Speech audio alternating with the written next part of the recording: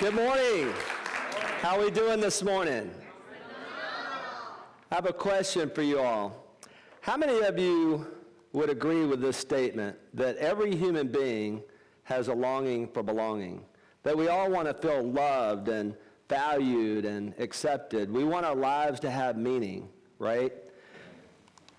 Today, we're more connected digitally than ever before, but we seem to feel more alone and isolated than ever before.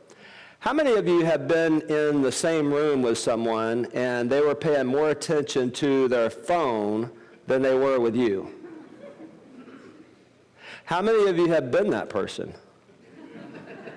I have. In fact, not too long ago, I was sitting there watching television while scrolling through endless YouTube videos, and my wife threw a book onto my lap, and it says, How to Break Up with Your Phone. All right? After reading that book, I found out that I'm addicted, and I already knew it, by the way. And in fact, I found out that almost everybody who has a smartphone is addicted. I admit it. I have to break up with my phone, and the truth is that we all have maybe an unhealthy relationship with the digital world. And the way that we live our personal lives seems to bleed over into our work lives. In fact, the Gallup organization has been doing an ongoing employee engagement poll that reveals that 70% of American workers are disengaged. 18% are actively disengaged, which means that they're actually working against the success of your company. The solution is what I call community. And what this presentation is all about is how you can harness the power of community. Regardless of what your role is in life, whether you're in leadership in a company or an organization or a nonprofit, a student, a child, a parent, you can harness the power of community. I work in the business world, so I get to see this on a regular basis. I was traveling on business to Clearwater, Florida, and I was on the 10th floor, and it was early in the morning, and I stepped out on the balcony to have a cup of coffee and look at the beach and just look at the beauty. And I noticed that down below on the ground floor, there was a young lady who was supposed to be washing off the sidewalk. She was supposed to be getting all the sand off of the sidewalk with a garden hose. And the reason that I knew that is that it's because she had a garden hose in her left hand. But she had something else more compelling in her right hand, and that was her phone. Yeah, she was completely disengaged. In fact, that water hose kept drifting off into the bushes as she scrolled on her phone, and then she would realize that, and she'd bring it back to where it needed to be. Meanwhile, people were going out to the beach that needed sunscreen, they needed towels, they needed beach chairs, they needed all these kinds of things, completely disengaged. ABC's 2020 did a special a few years ago that revealed how employees quit their jobs in flamboyant ways. One guy had a marching band follow him into the manager's office to quit his job. I mean, we're talking about tubas, we're talking about horns, drums. I mean, this was an experience, let me tell you. And he filmed the entire thing, of course, and it was on 2020. Another guy walks into a crowded lunchroom at the company, and he stands up on a table and gets everybody's attention and opens his shirt to reveal in huge black letters, "I quit." Everybody cheered. Another study revealed that the average employee would forego a 20% raise in order to get their manager fired. Think about that for a second. This is let's say if you're making $35,000 a year, that's $7,000 a year plus compounding interest. That's a lot of money. We have a problem today, and that problem is an engagement problem. We're engaged digitally more than ever before, but we need true community. So what is community anyway? In this sense, it's not a neighborhood or a nationality, although that's important. But in this sense, it's a group of people who feel like they belong together. Every human being on planet Earth has a longing for belonging. We want to belong to something that means something. We want to be part of a group that's going somewhere, that's adding value to other people. A community is a group of people who have the same vision, they have the same values, they're on the same mission together. True community? You know that you're in true community with someone when they'll get up in the middle of the night for you for any reason. You know that you're in true community with someone when they'll fly all the way from Washington State to be here to watch someone, to support someone when they're going to do a TEDx talk. I was talking with some folks, some of the other speakers, and they had several people that came from distances, and I'm blessed to say that as well, that people have come from all over to support this in person. When they could watch it, they could watch the live stream for free. You guys did know that, right? That you could be watching the live stream for free right now. Don't leave. My wife was in the car when we drove up here. We turned on the live stream for a little while and watched some of it as we were driving up here from Houston this morning. And don't do that if you're by yourself, all right? Okay. We talk a lot about a virtual community, but a virtual community in my mind is an oxymoron. Virtual community and technology have done some wonderful things for us. The fact that we could live stream this driving down the road. In fact, I told my wife when I get a Tesla, it's going to drive itself, and that way I can text while I drive legally, right? And watch movies and work. But the point is that we've done some amazing things with technology. The fact that a soldier in Afghanistan can watch his baby being born in live time via Skype, it's amazing. But there's something that you cannot do over the internet. In fact, there's quite a few things that you can't do over the internet. See, true community requires the human touch. In fact, Hayden, come over here. Here's one thing that you can't do online very effectively. Give me a hug. All right. This is Hayden, y'all, and he wanted to say hi to Mom and Dad. Say hi to Mom and Dad. Hey, Mom and Dad. All right. And you bet, these guys have done an amazing job in putting this together. These students have worked round the clock to make this possible for all of us. You know, a virtual hug just isn't the same, is it? You get a different kind of endorphin, don't you? So real community, true community happens in person, face to face. There's something about social media. There's something about the internet. There's something about, there's so much information and so much knowledge and so much that we can engage in. But I'm afraid that, you know, one, we're forgetting about our personal relationships and the ones that we truly love. But also, how much good news do you really hear today via the media? Every day it's another shooting, another terror attack, another accident of some kind, every day. And that's just the beginning. It repeats. The news feed gives you more and more and more and more information all throughout the day, 24 hours a day, 7 days a week. See, I learned something from my mentor, the late, great Zig Ziglar. You are what you are and where you are because of what has gone into your mind. You can change what you are and where you are by changing what goes into your mind. Phenomenal leaders, and by the way, everyone's a leader. If you influence someone else, and we all do, we're all leaders. Phenomenal leaders inspire their teams, wow their customers, and make bigger profits. In our businesses today, in our universities today, in our organizations today, leaders who understand this concept of creating community and building community and understand where people really are today have a tremendous advantage.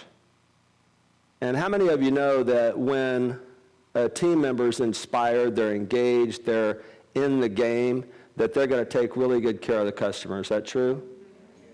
And when the customer is taken care of, then we're going to have bigger outcomes. We're going to have better profits so that we could take better care of our people.